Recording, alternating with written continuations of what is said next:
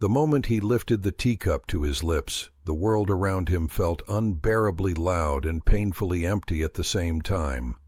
The clink of porcelain, the soft hum of elegant conversation, the glittering chandeliers overhead, none of it could drown out the silence that had settled deep inside him since his wife's passing.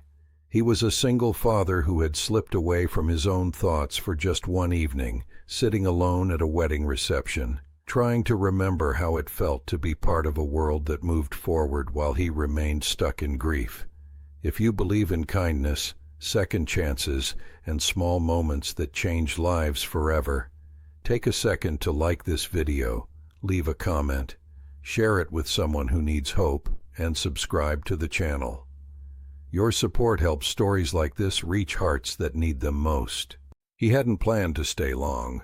He told himself he would finish his tea, offer polite smiles, and leave quietly before the memories became too heavy. His suit was tailored but worn by time, his eyes alert yet tired, as though he was always bracing for something to go wrong. Being a father had taught him that vigilance was survival. Being alone had taught him that survival could be lonely. As he sat there, he felt like an outsider in a room full of laughter, a man shaped by responsibility, but hollowed by loss. That was when he sensed movement beside him. 3 little girls, identical in their soft curls and wide eyes, had drifted close, their dresses pale and delicate like something out of a dream. They were triplets, no older than 5, their expressions a mix of urgency and quiet fear. They leaned in toward him, tiny hands pressed together, and whispered something that made his breath catch. They needed him to pretend. Not for fun, not for play, but for safety.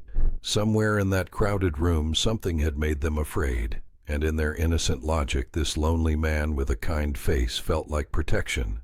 His first instinct was hesitation. He had learned the hard way that stepping into other people's lives could reopen wounds he had spent years trying to stitch closed.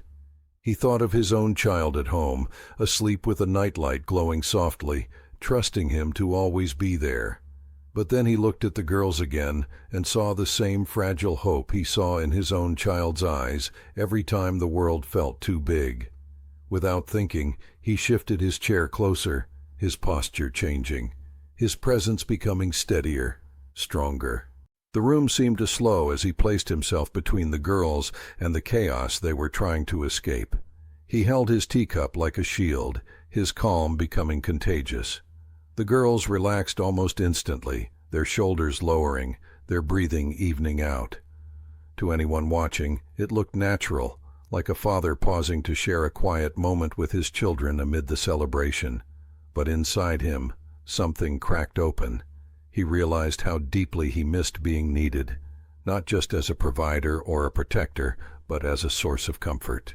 As the minutes passed, he learned without words what had frightened them. Their mother was distracted, caught up in adult conversations, and a stranger's attention had lingered too long, felt too close. The girls had done the bravest thing they knew how to do.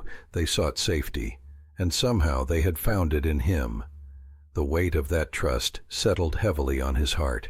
He stayed still, grounded, letting the moment stretch, even as emotions threatened to spill over.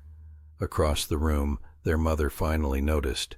She saw the scene, the man, the girls, the unspoken bond, and hurried over, relief and confusion crossing her face. When she understood what had happened, gratitude replaced everything else. The man didn't need thanks. He only nodded, gently guiding the girls back toward her, his role complete. Yet as they left, one of them glanced back and smiled, a small, radiant thing that lingered far longer than the moment itself. When he returned to his tea, it had gone cold, but something inside him felt warm for the first time in years. He realized that even in his brokenness, he still had something valuable to give. He wasn't just a man defined by loss. He was a father, a protector, a presence that could make fear fade. That night, as he walked out into the cool air, he felt lighter, not healed, but hopeful. And hope, he remembered, was where healing always began.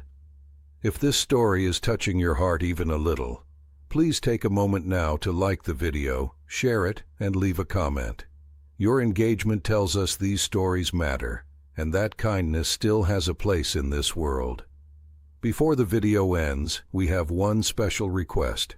Please comment the word hope if you believe that even the smallest acts of compassion can change a life. Because sometimes, all it takes is a cup of tea, 3 frightened children, and 1 lonely parent to remind us that love doesn't disappear. It simply waits for the right moment to return.